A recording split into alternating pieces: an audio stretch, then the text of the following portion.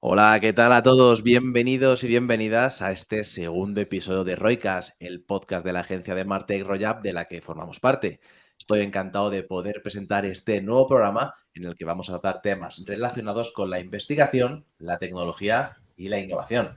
Es por ello que hemos querido traer a un auténtico profesional del sector y además no hemos tenido esta vez que ir a buscar muy lejos porque en Royap tenemos verdadero talento y estamos rodeados de él. Pero antes de presentarle, voy a presentar a mi compañera Fátima, que está aquí, y nos va a presentar también unos datos sobre innovación. Yo creo que es muy importante. ¿Qué tal, Fátima? ¿Cómo estás? Buenas, compi, pues muy bien, muy contenta como siempre de estar aquí en este segundo episodio. Vamos a ofrecer un poquito de contexto porque nuestra audiencia estará pensando, bueno, innovación es un término muy amplio, muy vasto y recoge muchos subcampos, ¿no? Pero por eso queremos ofrecer algunos datos. Primero, a nivel internacional, tenemos el Índice de Innovación Mundial que recoge 80 indicadores en materia de política, infraestructura, educación o economía, entre otros, y analiza 122 economías, es decir, a 122 países. El primero, por 12º año consecutivo, es Suiza. Luego analizaremos por qué puede ser que esté ahí a la cabeza, seguido de Países Bajos, Estados Unidos y China pisando los talones. Ya más cerquita en España, ¿no? Porque también vamos a hablar bueno, de esa doble vertiente de innovación a nivel internacional y también a nivel español. Vamos a hablar de los datos del Instituto Nacional de Estadística, que contempla a 36.000 empresas hoy en día, 36.000, en materias de innovación. No os sorprenderá saber que sobre todo se invierte en I+D. Yo creo que eso nos sorprende. Luego vamos a valorar los datos con nuestro invitado de honor. Pues sí, es hora de presentar a nuestro invitado de hoy. Él es Gabriel Ferrer, que adjunto a la dirección de Royap, que además es la persona que se encarga de dirigir la delegación que tiene la empresa en la Comunidad Valenciana. También Ujú. diremos de él que ha ejercido como director de recursos humanos en entidades del panorama nacional, como experto en liderazgo, gestión del cambio, transformación y desarrollo de talento. Pero es que además es colaborador de varias escuelas de negocio, nacionales e internacionales, y que dirige desde hace 6 años programa de innovación para directivos en Silicon Valley, Estados Unidos, Pekín, Shanghái, China y Tel Aviv, Israel. Un placer tenerte por aquí, Gaby. ¿Qué tal estás? ¿Cómo te encuentras? Encantado, ilusionado, Fátima, Ernesto. Un auténtico placer participar en Roycast y más siendo de la casa de Royal, como bien habéis dicho. Pues sí, la verdad es que es un auténtico placer Total. tenerte por aquí y, hombre, si uno lee con detenimiento toda tu biografía, se ve que claramente eres una persona que el cambio no te asusta. Es más, creo que eres una persona confeso de la innovación, ¿no? ¿Cómo llegó esta pasión a tu vida? Probablemente tenga que ver mucho también con mi propia personalidad o forma de ser o las experiencias vitales que he tenido desde muy pequeño pues en mi familia, en mi entorno más próximo, en mis experiencias de educación y de aprendizaje y también en la propia trayectoria profesional que he tenido después, ¿no? Pues soy una persona pues bastante dinámica, que me gusta explorar cosas nuevas, aprender de otros y aunque es cierto que cambia a veces también, no es solamente, digamos, positivo esa parte bonita de explorar, descubrir, sino que también te genera procesos de adaptación al cambio importantes, pero sí que es cierto que me gusta el reto y explorar y descubrir cosas nuevas. Bueno, y hablando un poco de ti, además, obviamente, de este puesto en Royal, de que actual estás ejerciendo como codirector, estás como codirector del Silicon Valley Innovation Academy. ¿Cómo es compaginar tu labor en Royal con la actividad en la meca tecnológica? Bueno, pues yo creo que es algo que no en mi caso, sino en el caso de cualquier profesional, creo que es súper interesante que busquemos espacios para hacer alguna actividad fuera de nuestro entorno habitual o natural de trabajo, ¿no? En este caso, pues debido a la trayectoria que tengo de trabajar, colaborar con muchas escuelas de negocios nacionales e internacionales, en este caso con una escuela de negocios del País Vasco y con una escuela de negocios también de aquí de Levante, Acora Business Education, desde hace tiempo desarrollamos programas de inmersión en ámbitos internacionales como es el ecosistema de Silicon Valley, ¿no? Yo lo vivo como una experiencia donde, además de todo el gran reto que tengo en mi día a día aquí trabajando en Royap, que además está en un sector muy de vanguardia, el sector digital, el sector de la tecnología, el cómo acompañamos a compañías en sus procesos de transformación y sus retos de cómo empujar sus negocios en estos canales digitales, pero sin olvidar también los canales offline.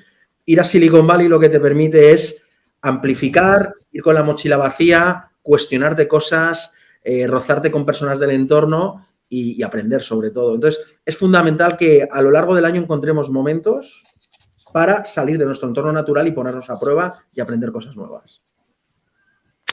Pues ahí queda eso. Bueno, Gaby, a mí me gustaría abordar, porque eres un claro experto en gestión de talento y has podido analizar el sistema educativo y académico aquí en España y de hecho compararlo, ¿no? Llevártelo un poco a ese viaje estadounidense, en concreto a la meca de Silicon Valley y poder, bueno, pues explorarlo y analizarlo con herramientas, ¿no? Me gustaría que valoraras, por un lado, el sistema académico. ¿Es tan hermético, tan inaccesible como yo creo que en el imaginario colectivo muchas veces, ¿no? A través de películas y, bueno, pues a través de herramientas culturales, nos parece como algo inaccesible, ¿no? Silicon Valley a nivel académico y, por otro lado, a nivel emprendimiento. Nos ponemos un poco en la piel de esa persona que quiere emprender, que está llena de ilusión, de formación y que quiere emprender ese viaje a Silicon Valley. Es opaco, es hermético, es todo lo contrario. Ajá. Cuéntanos un poco esa doble vertiente desde tu experiencia. Bueno, es algo muy interesante si exploramos el sistema educativo, el sistema académico que hay allí, ¿no? En Silicon Valley, ¿no? En California, San Francisco, ¿no? Porque para explicar el por qué Silicon Valley ocurre allí y no en otra parte del mundo, se explica por tres motivos y uno de ellos es justamente el sistema educativo que tienen. Es decir, el tener universidades de muchísima marca, pero también con un enfoque muy orientado a generar talentos que resuelven problemas complejos. Hablamos pues de la Universidad de California, de Berkeley, ¿de acuerdo? De Singularity University, universidad fundada por Google y por la NASA, muy cerca de Mountain View, ¿de acuerdo? Estamos hablando de la Universidad de Stanford, Santa Clara University, es decir, grandes centros universitarios y académicos que son grandes tractores de estudiantes o de talento muy diverso de muy diferentes partes del mundo. Si es inaccesible, os diría, sí que es cierto que al estar tan demandados y sobre todo no solamente por americanos, sino por perfiles de muy diferentes partes del mundo, hay una gran competencia para poder acceder, pero al mismo tiempo la gran oferta que tienen, no solamente para que puedas estudiar una carrera o un posgrado durante un año allí, sino que también puedes ir a hacer un programa de management, de digital business, de emprendimiento, como has dicho Fátima, de 2 semanas, de 3 semanas, de una semana, en verano o en diferentes momentos del año, ¿no?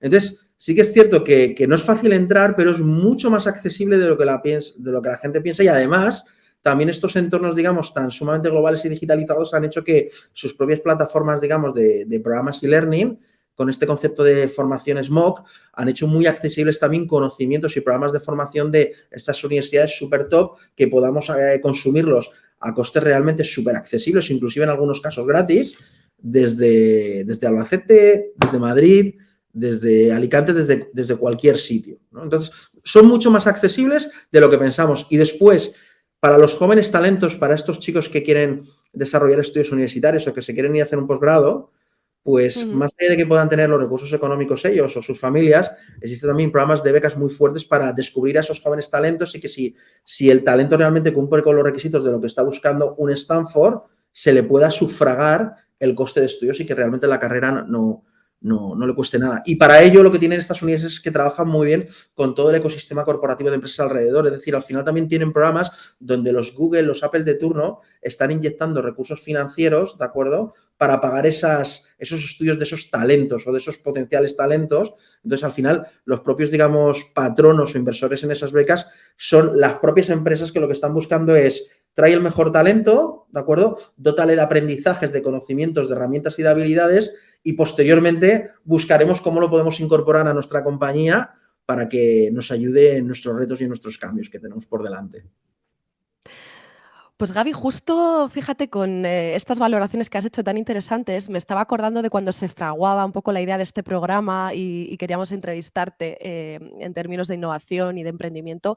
Me acuerdo que comentabas un poco desterrando tópicos, ¿no? Que todos tenemos esa idea en la cabeza de que en Estados Unidos y en concreto en Silicon Valley parece que tienes que tener bueno, pues contactos, golpes de suerte y que precisamente es un poco todo lo contrario, ¿no? El sistema está como un poco fabricado para que tú vayas ahí y puedas hacer cosas prácticas desde el minuto cero casi, ¿no? Un poco a diferencia del sistema español, que estamos un poquito más, no sabe mal decir esto, pero quizás atrasados, bueno, pues por también la propia idiosincrasia y la evolución de nuestro país, ¿no? Me gustaría que compararas un poquito eso porque creo que la gente tiene esa imagen de, pues un poco volviendo al término, al punto de la inaccesibilidad pues que no es así, ¿no? No necesitas tampoco esa red de contactos. Así es, vamos a ver, por un lado sí que es cierto que los contactos allí es algo que se potencia mucho, pero más que necesitarla, allí lo que tienes el ecosistema es para aprender a construirla y desarrollarla, ¿no? Yo creo que la diferencia, cuando fui la primera vez a Silicon Valley con este programa, llevo ya 9 ediciones, si no me equivoco, dirigiendo este programa, es un programa de una semana donde llevamos a profesionales, directivos, CEOs, emprendedores, empresarios, a visitar este ecosistema a nivel de los grandes centros académicos universitarios, como hemos dicho, las grandes compañías, incubadoras, aceleradores de empresa. Lo que buscamos es que conozcan cómo se trabaja la innovación allí para generar aprendizajes que después, cuando vuelvan aquí a España, sus compañías los traccionen, los adapten y les sirvan para evolucionar y cambiar, ¿no? La primera vez que fui, yo pensaba que la gente de allí pues, es que era realmente especial respecto a lo que somos nosotros, y me di cuenta que no, que realmente son iguales que nosotros, lo que cambia es el entorno, el mindset, la propia cultura corporativa, ¿no? Es decir, allí lo que hay es un ecosistema que realmente apuesta por la diversidad de las personas, ¿de acuerdo? Apuesta por las personas, existe una cultura mucho más orientada a integrar el error como proceso de aprendizaje, y entonces lo que hacen es esta cultura más orientada a asumir retos, asumir riesgos, a el error es bueno si aprendes y aplicas ese aprendizaje, es potencia el hecho de que tengamos jóvenes más proactivos, más emprendedores, que se atreven más a arriesgar, ¿no?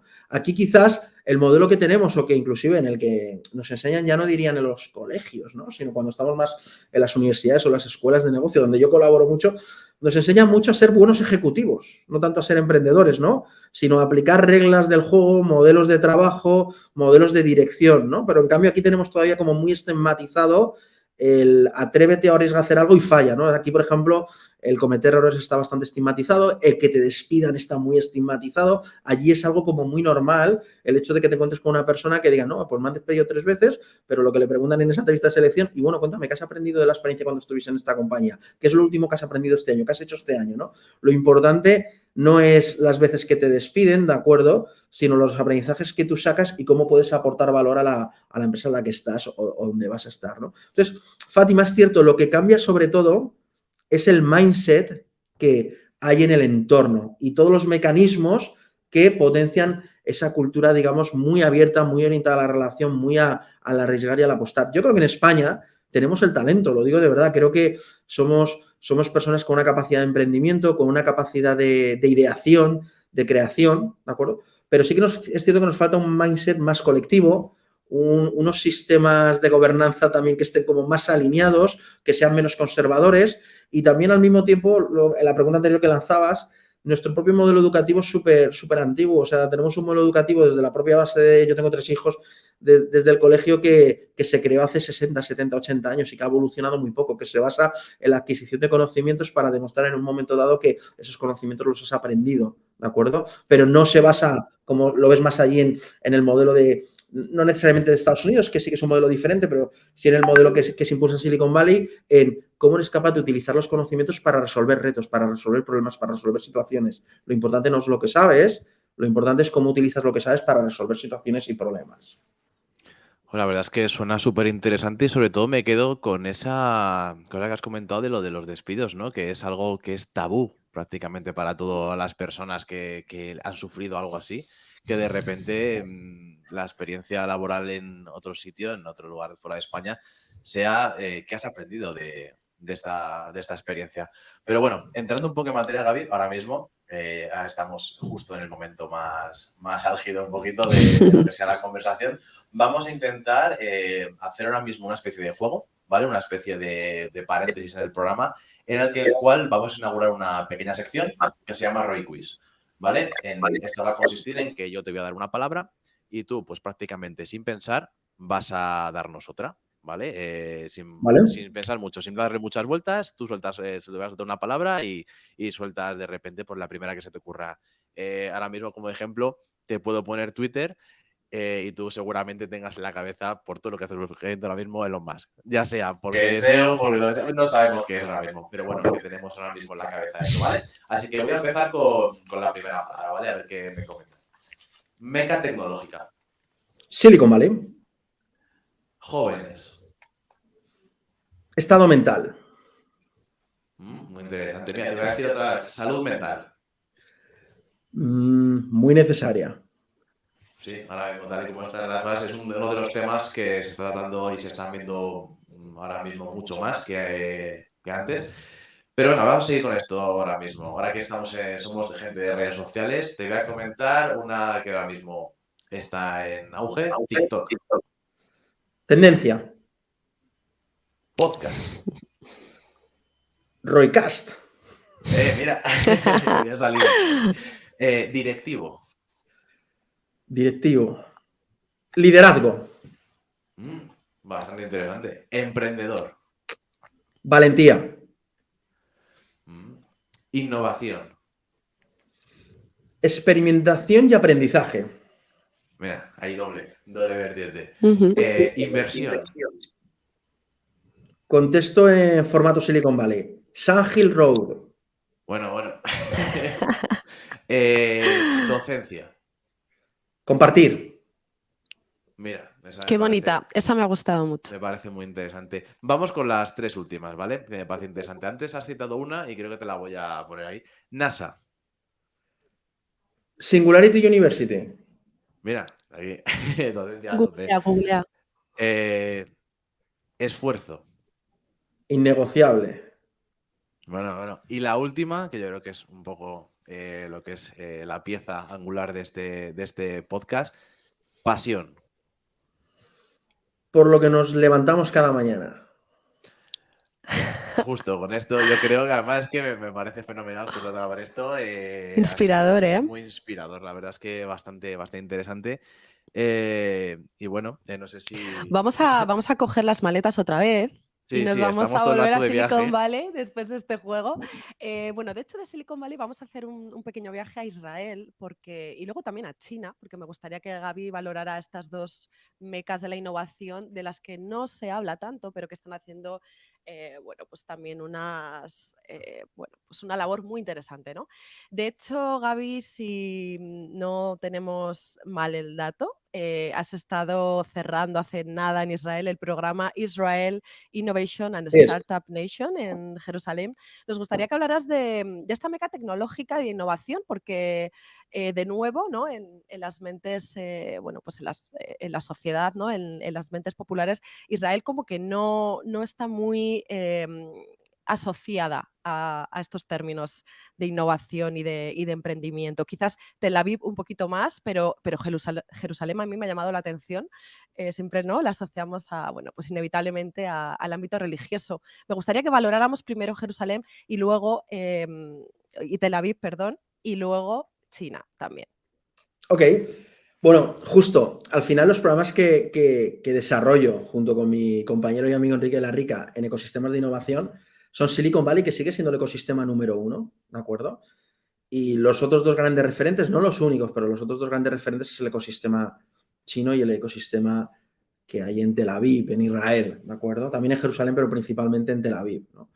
Entonces, justamente vengo de estar hace mes y medio en la primera edición que hacemos este programa en Israel. Lo teníamos previsto para mayo de 2020, pero bueno, en marzo eclosionó la situación COVID-19 y tuvimos que cancelarlo todo, ¿no? Entonces, para empezar, deciros que he vuelto muy contento porque llevaba 2 años con esas ganas de explorar acumuladas y la verdad es que lo que nos hemos encontrado me ha encantado, me ha girado la cabeza, ¿de acuerdo? El ecosistema de innovación de Israel es diferente al de Silicon Valley, pero inclusive siendo más pequeño, más de nicho, tiene mejores métricas a nivel de rendimiento de casos de éxito de startups, ¿de acuerdo? Normalmente en Silicon Valley el porcentaje del número de startups, de cada 100 startups, podríamos decir que 2 llegan a conseguir tener un éxito, a conseguir tener una venta en un ciclo más avanzado, ¿de acuerdo? Que es un poco muchas veces con el objetivo que se crean muchas startups, ¿vale? Solo el 2% aproximadamente, en torno a 1,8, un 2%, ¿vale? O sea, imaginaros, ¿no? De cada 100 startups que nacen, solamente 2 llegan realmente a esa meta, ¿no? En Israel tienen esa métrica en el 5%, es decir, algo más del 2,5, 2,4 respecto a Silicon Valley o China, que es muy parecido a Silicon Valley. Entonces ya de partida te están diciendo que la propia cultura que tienen de emprendimiento es muy fuerte, porque al mismo tiempo es el país que tiene el mayor número de startups por persona, por habitante, ¿de acuerdo? Más que la zona de Silicon Valley o Estados Unidos, ¿vale?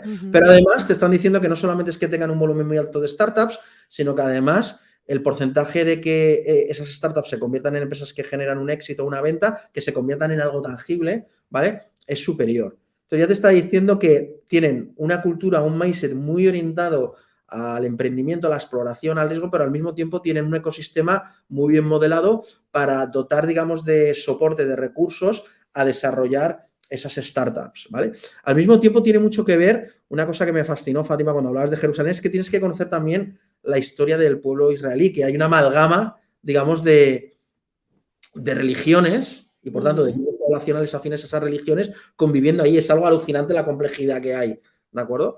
Pero podríamos decir que por un lado tenemos judíos, que podría ser el grupo principal, musulmanes y también cristianos, y repito, dentro de cada grupo hay muchas diferencias, ¿no? Al final, cuando se habla del ecosistema de innovación de Israel, hablamos sobre todo del ecosistema de innovación que el pueblo judío ha desarrollado, que es un pueblo tremendamente intelectual. Israel es el país que tiene el porcentaje de población con estudios superiores más alto de todo el mundo. O sea, por encima de cualquier país. No lo sabíamos. Por encima de países nórdicos, por encima de Estados Unidos o inclusive de China, que está haciendo una carrera muy fuerte en este sentido. La universidad más fuerte de China, después lo comentaré, del mundo, es una universidad china, es una escuela de negocios china. Entonces, también hay que entender que es un país que lleva muchísimos años reinventándose, porque es un país, es un pueblo, el pueblo judío, que lleva muchos años teniendo muchos conflictos, siendo expulsado de muchos sitios. Entonces, también en su propio ADN está el empezar desde cero, ¿vale?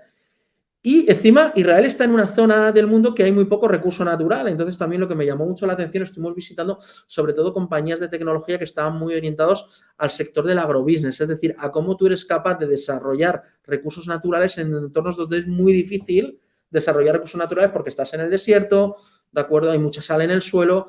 Entonces, por ejemplo, vimos desde una empresa que se llama Watergen que se dedica a generar una tecnología para generar agua atmosférica, es decir, agua a través de la atmósfera. ¿Vale? Es decir, la puedes tener. Qué capacidad de supervivencia tiene el ser humano.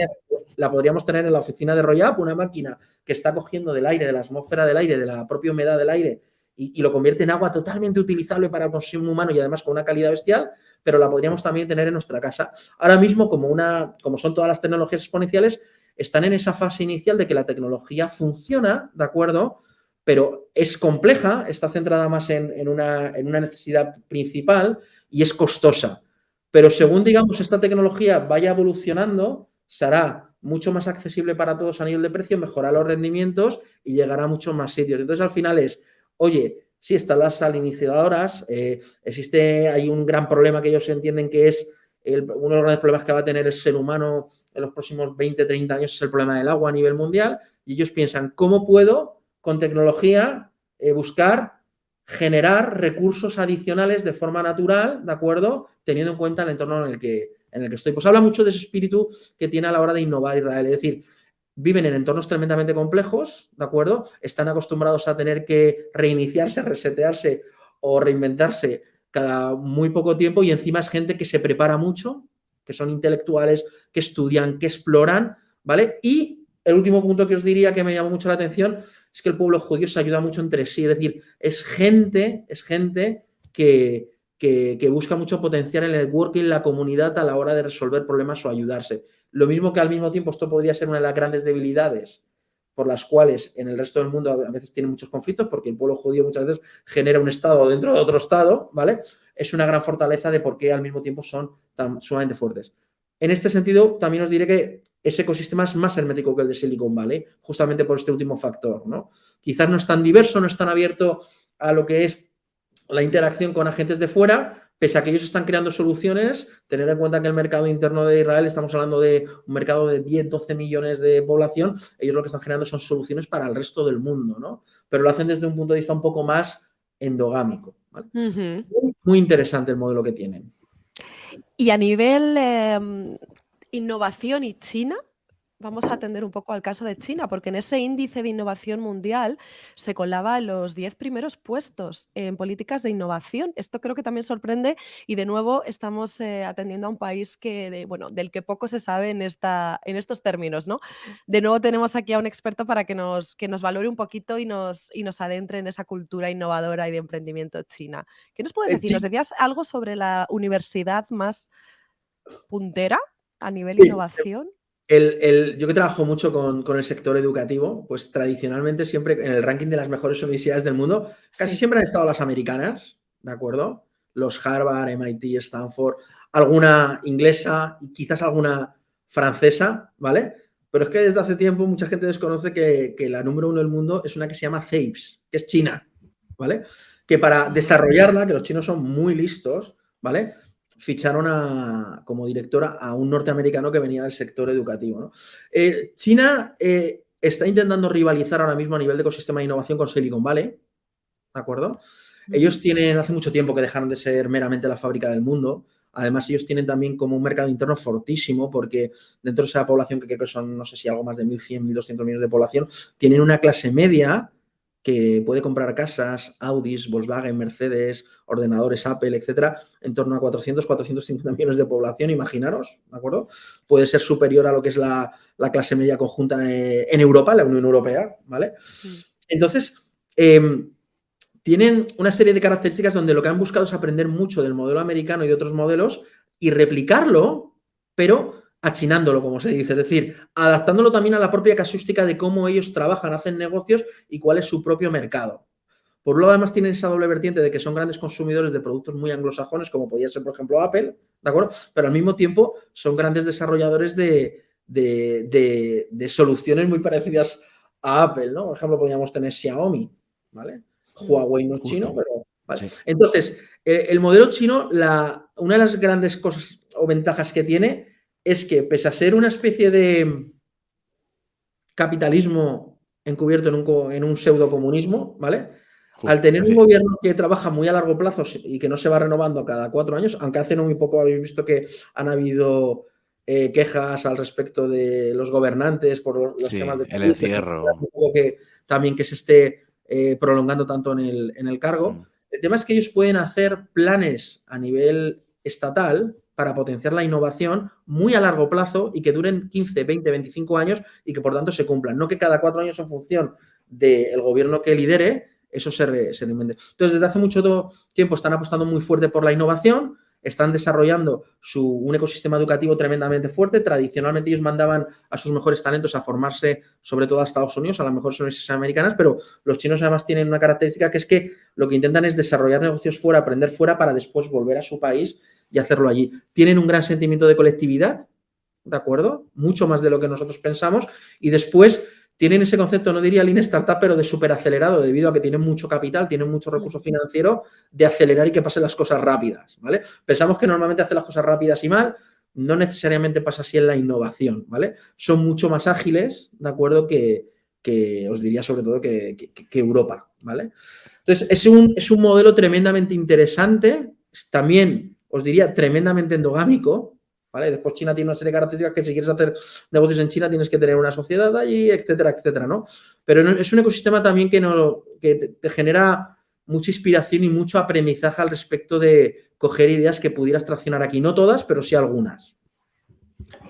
Pues la verdad es que nos quedamos con muchos datos, sobre todo con eso, que es verdad que las principales universidades que sabemos que están relacionadas con la innovación, pues sí que las llegamos a conocer, pero que la primera sea China nos ha llamado bastante la atención y sobre todo creo que hablando de la innovación y sobre todo de estos países, ¿no?, que invierten en estas nuevas tecnologías, creo que hay un matiz que vamos a tratar un poco porque has hablado de tecnologías ágiles. Entonces, ahora mismo quiero hablar de dos tipos de tecnologías ahora mismo, que son las exponenciales y las ágiles. Yo creo que las exponenciales son aquellas que ahora mismo, pues, por su precio, se invierte, pues hay mucho precio y complejidad, va disminuyendo, ¿no?, en estas tecnologías, pero a la vez, al mismo tiempo, su capacidad y el número de aplicaciones que va a determinar esta va exponiendo, vamos, de forma exponencial va subiendo. Esto, por ejemplo, podría ser la denominada inteligencia artificial. No sé si estoy bien encaminado, es verdad que ahora mismo yo en estas cosas sí que conozco un poco los conceptos, pero obviamente teniéndote a ti, Gaby, ahora mismo creo que estaría fenomenal que las pudiéramos desarrollar un poco y sobre todo, ¿qué diferencias encuentras entre estas tecnologías exponenciales y las que has comentado ágiles ahora mismo? Y sobre todo, pues que sea un poco intentar llevarlo de esa manera didáctica, porque ahora mismo es verdad que mucha gente está escuchando que esté muy puesta en el mundo de la innovación y tecnología, pero seguramente hay gente que dice, oye, quiero enterarme bien de cómo es esto porque es lo que están dando un poco de conocimiento, las empresas están dando ese tipo de argumentos a los empleados para tratar temas en las empresas y pues principalmente quería que nos comentaras un poquito sobre estas tecnologías. Pues fijaros, nosotros estamos haciendo este Roicast gracias también a las tecnologías exponenciales, que además al mismo tiempo son ágiles, ¿vale? ¿Por qué? Porque estamos en 2 ciudades diferentes, conectados en una plataforma de Microsoft en este caso, ¿de acuerdo? Teams, ¿vale? Que es una tecnología exponencial que permite fomentar, digamos, la comunicación, la interacción entre colaboradores, compañeros, clientes, grabar un podcast, etcétera, ¿vale? Probablemente esto hace tiempo no era tan habitual, se utilizaba, llegó pandemia, mandó la pandemia a todo el mundo a su casa y de repente este tipo de soluciones, Zooms, Skype, Google Meet, Teams, etcétera, etcétera, ¿vale? StreamYard, empezaron a eclosionarse y a democratizarse, ¿no? Definiste bien más o menos lo que es una tecnología exponencial. Una tecnología exponencial es una tecnología que en un momento dado, en ese inicio, es costosa y puede que inaccesible, ¿de acuerdo? ¿Vale? Y que en un momento dado va a duplicar muy rápidamente su versatilidad o su capacidad y al mismo tiempo que está potenciando duplicando o incrementando su capacidad, está haciéndose mucho más democrática, mucho más accesible y está reduciendo también al mismo tiempo sus costes y por tanto su precio de acceso, ¿no? Tenemos múltiples ejemplos de este tipo de tecnologías y por tanto crecen de forma exponencial, ¿vale? Y se integran en nuestra vida de una forma, digamos, mucho más natural y espontánea de lo que creemos. Pensamos que llevamos toda la vida utilizándolas, pero realmente cuando te quieres dar cuenta dices, no, es que realmente llevo 2 o 3 años utilizando esto y pienso que es algo que llevo 15 años utilizándolo, ¿no?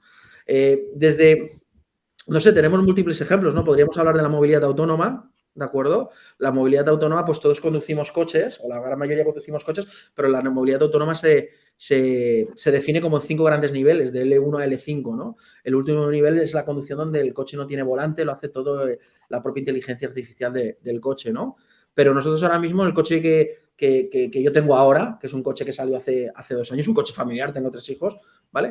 Pues debe estar en L2, en L3, probablemente en L2, ¿no? Pero ya tengo ahí inteligencia artificial integrada en mi conducción y de forma muy normal, ¿no? Desde el autopilot, el control de velocidad, el no salirte de carril, los avisos, es decir, tengo ya determinados sistemas de ayuda a la conducción, ¿de acuerdo? Que yo ya lo tengo muy, muy normalizado como que esto viene en el coche, ¿no? Pero esto igual hace 4 o 5 años no era tan habitual, te podría venir en coches más de alta gama o en los modelos nuevos y en cambio, si le pregunto no sé, de cada 10 personas que le pregunto ir por la calle si tienen autopilot, control de cambio de carril, control de distancia de seguridad, te van a decir que sí, que todos sus coches lo llevan, ¿no? O sea, se está empezando a integrar en cualquier tipo de vehículo y además en cualquier tipo de gama de vehículo, ¿no? O si nos vamos, no sé, a los propios teléfonos, ¿no? Hace 8 o 10 años eran teléfonos, ¿no? Y en un momento dado, pues se convirtieron en esto que se llaman smartphones, ¿no? Que no son teléfonos, al final son ordenadores con forma de teléfono, donde puedes hacer muchísimas cosas, hacer fotos, trabajar, subir cosas a la red y además también puedes hablar por teléfono con alguien, ¿de acuerdo? Entonces, las tecnologías exponenciales, podemos hablar de muchas, ¿no? Pues sí, movilidad autónoma, blockchain, realidad virtual, realidad aumentada, muchas de ellas robótica, inteligencia artificial, machine learning, deep learning, etcétera. La clave ya no son solamente ellas, sino que muchas veces estamos combinando varias de ellas y cuando combinas varias de ellas, ¿de acuerdo? Los crecimientos, si cabe, de la posibilidad de esos cambios es mucho, mucho, mucho más alto, ¿no? Además, os diré que lo que estoy viendo últimamente es que estas tecnologías exponenciales cada vez están derivando a ser más fácilmente usables por los usuarios, ¿no? No voy a hacer publicidad, pero probablemente conoceréis que ha salido una app, ¿de acuerdo?, de inteligencia artificial que tú le metes unos parámetros, imaginaros, que te hace, digamos, cualquier tipo de producto de informe que necesites, ¿vale? Que le metes unos parámetros imaginaos que estás en la universidad y dices, quiero hacer un estudio sobre, no sé, los riesgos de cáncer aplicados a no sé qué, no sé cuándo, tal. Y en 10 segundos de haber parametrizado eso, te genera un informe y además con tu estilo de redacción, con el tipo de hipótesis, de conclusiones, pero no solamente lo hace eso a la hora de generarte un informe sobre un trabajo universitario, sino que yo igual imaginaos que quiero hacer un informe sobre las claves de innovación en Europa en los próximos 5 años. A los 10 segundos me ha generado un informe y después le digo, además, redáctamelo en un estilo formal donde el público objetivo sean economistas, o redáctamelo con un lenguaje que inmediatamente me lo... ¿vale? Pero es que esta solución también programa, puede hacer capas de programación, ¿no? Entonces, esto se ha lanzado hace muy poco, ¿de acuerdo? Así a nivel usuario, está generando una... y al mismo tiempo va a generar una gran transformación pues, de muchos puestos, no diría necesariamente de eliminación, sino de transformación de muchos puestos de trabajo, ¿no? Entonces, las tecnologías exponenciales también creo que tienen un punto que también es muy importante, ¿no? Stephen Hawking, que falleció hace 3 o 4 años, decía que uno de los grandes riesgos del ser humano era la inteligencia artificial, ¿vale? Sí. Como en algunas películas que hemos visto donde las Matrix de turno, ¿no? Él decía que también todo este tipo de avances, como tienen crecimientos exponenciales, que tenemos que tener también un marco ético y de valores ahora a la hora de tomar decisiones de cómo utilizarlas. Porque la inteligencia artificial puede llegar a momentos que crezca a una velocidad tan sumamente alta y voraz que pueda sustituir al ser humano de una forma tremendamente alarmante. Igual la humanidad no está preparado para eso. Entonces, yo creo que también una cosa muy importante con las tecnologías exponenciales es que tengamos un marco de referencia a la hora de tomar decisiones de cómo las implementamos en nuestro día a día y para qué.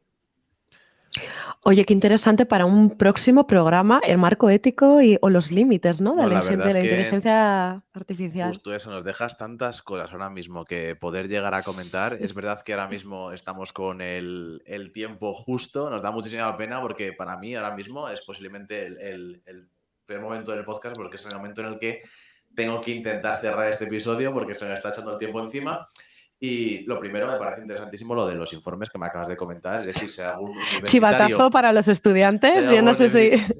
Después os diré cuál es, FG, pero no le hagamos publicidad. Solo. La verdad es que va a ser esto bastante divertido. Os voy a pasar por ahí a gente, oye, el TFG hecho en cuestión de segundos, porque esto, como has dicho, está a nivel usuario ya. Es decir, que en breves esto la persona lo puede tener. Es una auténtica barbaridad.